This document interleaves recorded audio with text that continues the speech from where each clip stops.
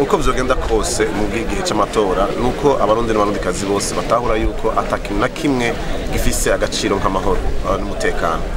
Uko vyogenda ariko kose ibintu byose byoteza gukorwa mu rutonde kandi bigaca mu tungane kugira ngo ntihagire ikintu na kimwe cotuma ari murundi akomereka canke umurundi apfa azira gusa yuko bamwe bemeye canke abandi batemeye ibijanye n'ivyavuye mu matora.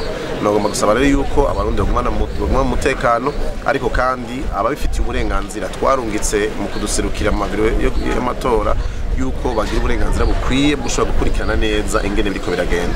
Nitwabona rero hari ibitagenze neza naho hari amategeko abitunganya mu ngene dushobora kwitura ubutungane kugira ngo dushobore kuraba igihe biba bitagenze neza kugira ngo dushobore gukosorwa. Mbere n'imbere naho abantu bavuga ati vyagenze neza hamwe bahejeje gushikiriza ingene amatora yagenze twosaba yuko ari afise umunezero ngo bikora mu buryo atawundi yo kumva yuko atakaje uburenganzira bwe bwo murundi kuko abatsinze abandi nabo batashoboye gutsinda amatora. Ariko kandi uba yasanze atatsinze ugasanga byagenze urutonde naho nyene akavyemera kubw'ineza igihugu kubw'ineza ya bose. Ariko dusanze hariho naho utagenze neza tukitura ubutungane bikaja mu rutonde kuko bisanzwe bitunganije amategeko.